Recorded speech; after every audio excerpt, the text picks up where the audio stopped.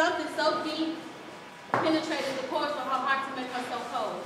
You could tell in her eyes that Partner stood so bold, while Daddy sat back and watched her life unfold. She met this boy whose words were so sweet that she devoured every moment of it. Well, she gave into his song and she played it on repeat. She said she loved him, however, is she really ready for the heat? Edifying her in the wrong? Daddy never did a thing. This guy was very manipulative and took control over her mind. She was a puppet on strings while he played with her and messed with her until he broke the last bone in her spine. But Daddy never did a thing. He beat her until she bled because she chose something better instead. Killing her softly, destroying her mentally, physically, and emotionally. But Daddy never did a thing. And cry out for help, desperation was her plea. Look, she came home and she went into the mirror and looked in the bathroom and said, "You'll never amount to anything." The dreams, the nightmares, the tears, Daddy wasn't there. The pain, the hurt, the scars, Daddy wasn't there. The walks, the climbs, the crawls, Daddy wasn't there.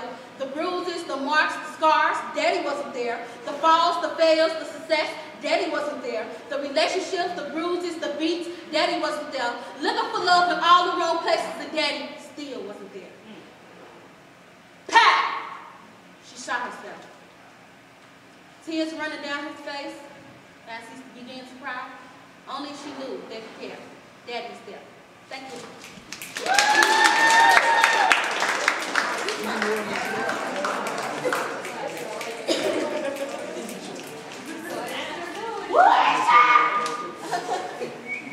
Okay, our second poet for the night is Andrea Yarbo.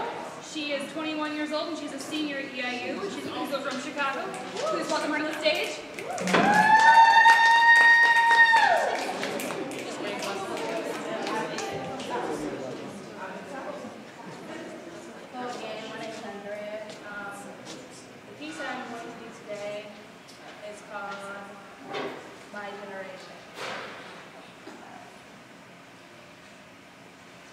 And the preacher said, "Dearly beloved, we are gathered here today to mourn the loss of a generation. One that died a slow and painful death. You see, from the time I was born up until now, I've sat in classrooms that look like cemeteries, walked through neighborhoods where brothers stood on corners like corpses, thick medallions dangle from their necks like many tombstones over their hearts, exhausted from grief, beating without love for God and His only begotten Son. See, no one's told them that they're still living, so for them, reality has only begun, and I stand amazed as I look into the faces of these beautiful, cold-blooded creatures whose virgin eyes have yet to be penetrated with tears of joy, whose lips only know how to curl down, never to crack a smile. They packed all their dreams inside a black and mild, inhaled their destinies, let it swell up in their lungs until it comes a time when they must exhale their greatest ambitions. And society has learned to say that we put ourselves in these positions. When we grew up in neighborhoods where the ozone was so choked up from weed smoke and gunpowder that our prayers can never make it to heaven. So if no one will stop to mourn for them, I will. If everyone thinks that sending their condolences is a lost cause, then I'll write them a eulogy like no other.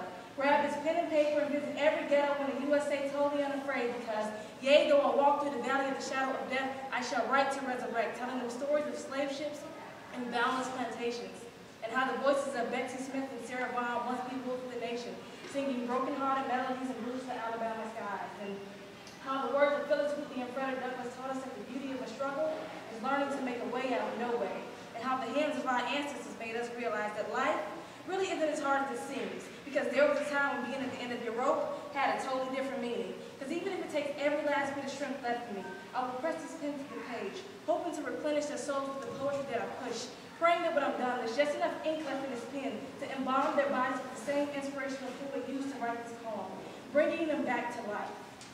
And although we're forced to send them right back home, to the devastation that left them dead in the first place, we know that one day their fathers and sons will thank us for allowing these black fathers funerals fit for kings and empowering them as human beings to spark the rise of a poetic nation, saving each other's lives. And it all began right here with my generation.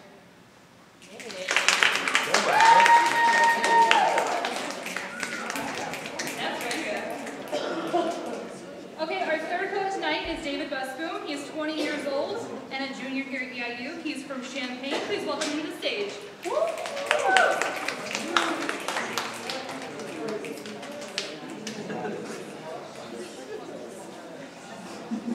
I did not plan on slamming tonight, so I didn't bring anything of my own. I'll be reading Jabberwocky by Lewis Carroll once I find it. I apologize. Thank you.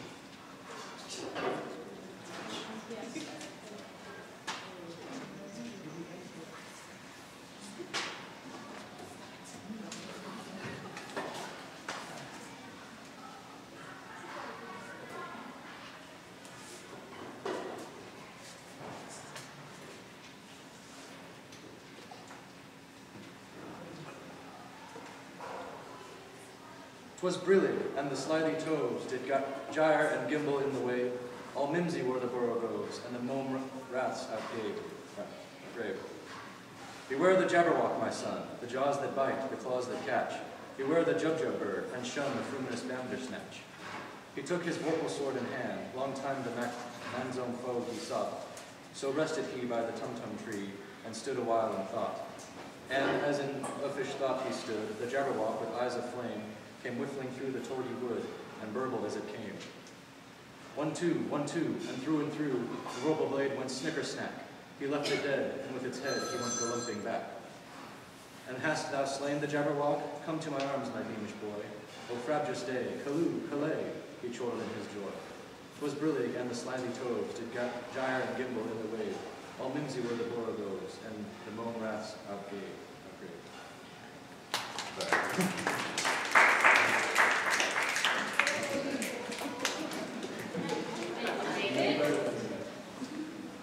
Our fourth poet tonight is Tiara Webb. She's 19 years old and a freshman here at EIU. She's also from Chicago.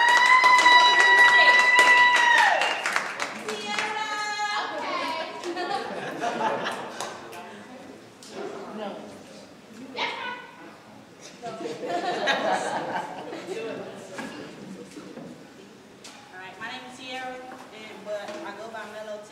That's my stage name. And the piece I'm going to be performing is called Yelling. Why do I feel so alone? That everybody got a mask on and I'm not heard even if I'm yelling through speakers. Everyone is still like an old piece of gum. No Halloween, but I'm boring amongst creatures. And majority is looking at me sideways. Like if I'm supposed to be like them, I'm the one who changed. I'm here to help. You can't blame me for your problems when your problems turn to problem and your probably turn to sorry. You get your hopes up over someone who's a hottie when you think that they're the shit, but when they really just a potty. Yeah, I'm the one that'll say it right. Words cut, but it can't be by a hater knife. They might ask, well, why should you get to do that? Out of spite, but my success eat them up inside like a parasite. Really though, people come and go, but I'm here to stay. And it's funny how any ship can sail away. Friendship, relationship, years past, people change. And both standing there stuck like who to blame. The great stuff I do, nobody can condone me. It's only one me. You can spray me like perfume, but you can't cologne me.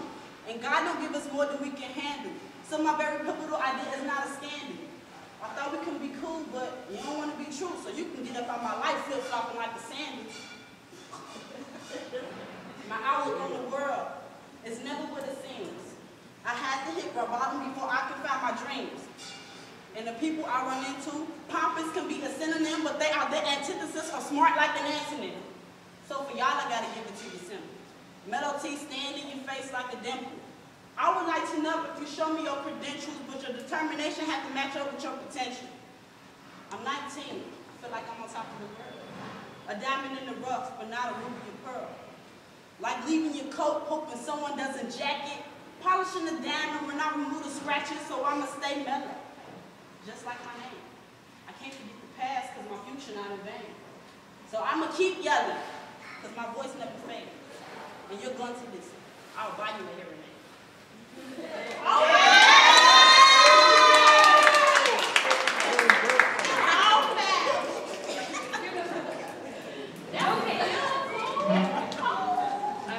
Alright, our fifth poet tonight is Seth Maurer. Yes. Okay. He didn't tell me how old he was. He's a senior here at Eastern though, and he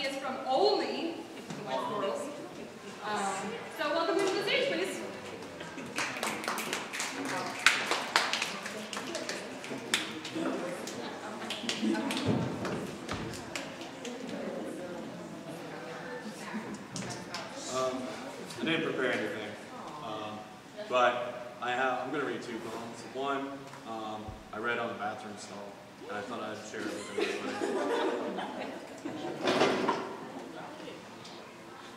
If you love me as I love you, then shame on us.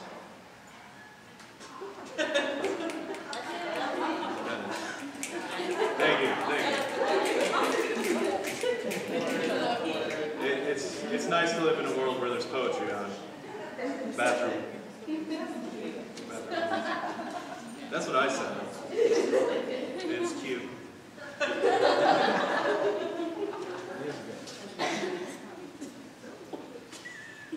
Okay.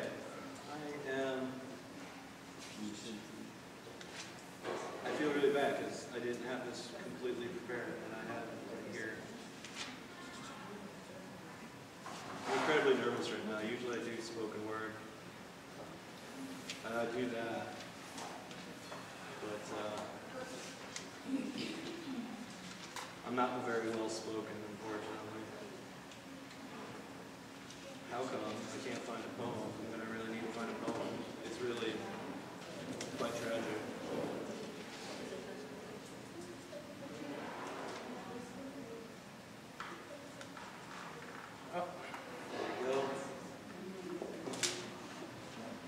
I'm going to read something a little cliche, since I'm not a person given to cliches normally, but I'm going to read a little bit of the Edgar Allan Poe.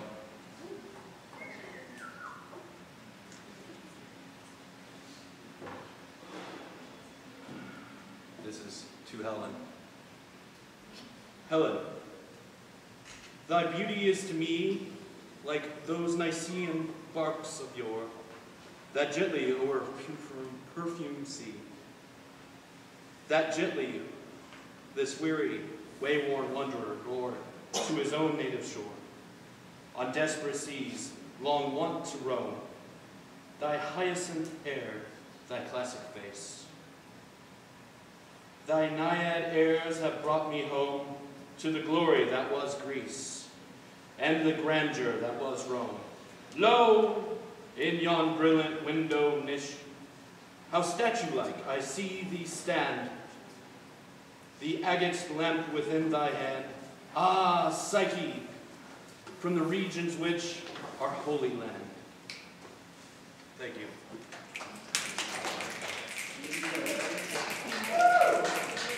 Thank you, Seth.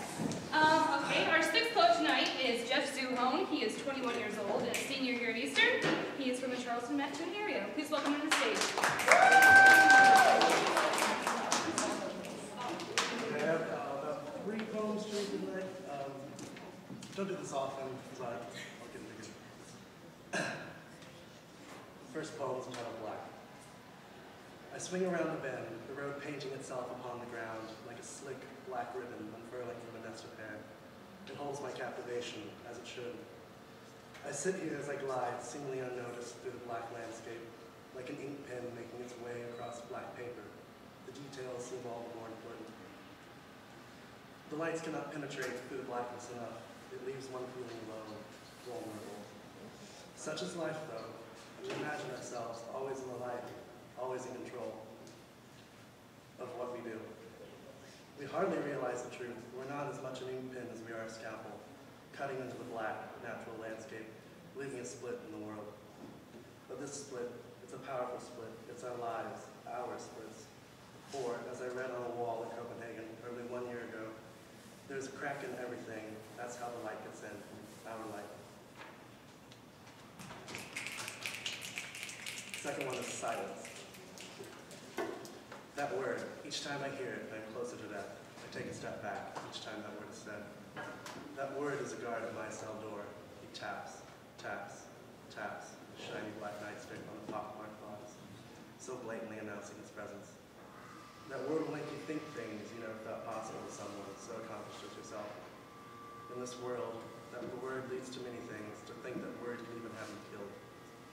My heart aches of this perpetual pain, and only when you, yes, you, only when you acknowledge me will I come out of the silence of those wall of stone that has kept me quiet all this time.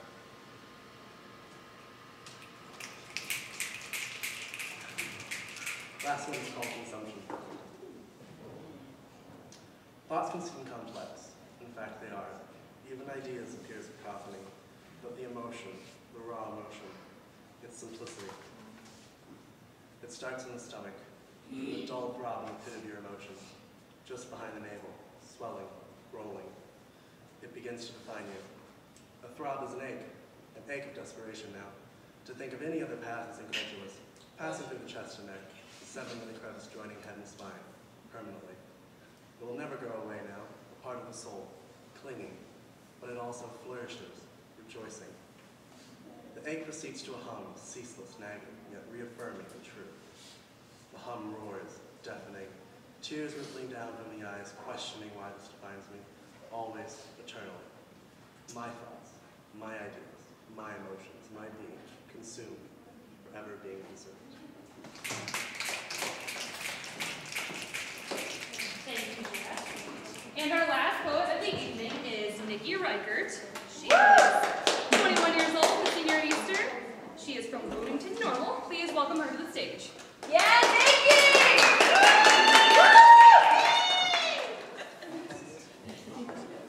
All right, I'm reading two, but my first one's a warm-up poem because I've never done this before. I'm very nervous. Okay. She's got me. I see you and want to be close, but you hold me at an arm's length. I have to push to be near you. And when you touch me so lightly, I feel the legs of butterflies landing on my skin. And when I lean in to whisper to you, our cheeks brush like smooth silk. You're like a cautious, small animal hiding in the bushes, avoiding a predator.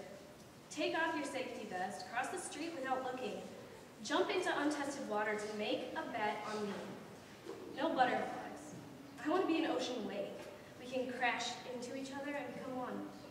No silk, I want wool. You can scratch against me and linger in the ground.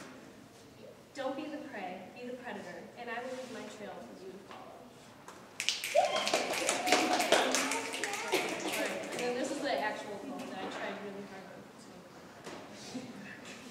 He must be insane with his disdain for me, calling me a snake, unreliable on a whim. If I was any of those, would I be different from him? At first glance, when he saw me, he suspected treachery, incorrectly, I might add. But why, you ask, would he do that? Well, you see, I have one sin. It's brought up again and again. I'm a woman. You ask, what does that have to do with anything in any way? You seem so sweet and serene, and that is true. I have as much venom as a tennis shoe. But apparently, there was a girl in his past. Instead of contrast the two of us, he would assume that I'm just as bad as she was. I cannot be classified and will not be pacified when you categorize all other women and I. We are not interchangeable, each one remarkable in a way so original, completely individual. This being said, I comprehend entirely that, like all women, all men are not created equal, and for that, I am thankful. The moral of my story is going to be, judge all you want, but first wait to see. People can surprise you, and remember this plea.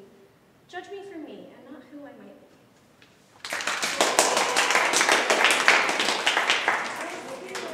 Thank you, Nikki. Okay, so you have a score sheet that was on my score of the night, so I'm going to give you about 30 seconds to finish your scores, and then I'm going to come around and collect them, and we're going to tally them up.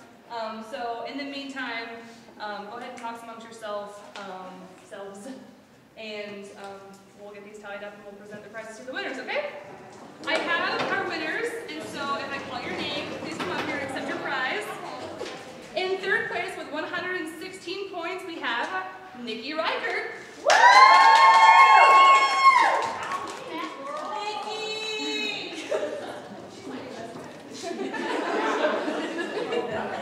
Nikki is the delightful recipient of a $15 Starbucks gift card. In second place, we had, with 118 points, we had Tiara Webb.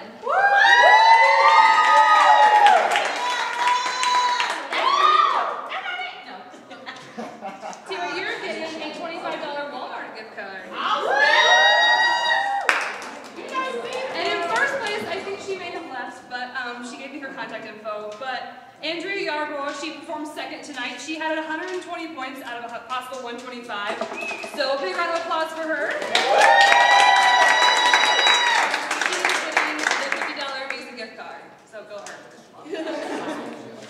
Okay. And don't forget that we are doing this again next semester. Towards the end of the semester, we'll put flyers in the English place. We'll put flyers up all We'll put over. flyers everywhere. Starbucks, the Jack, you know, all over. So look out for us. Yeah. And tell all your friends.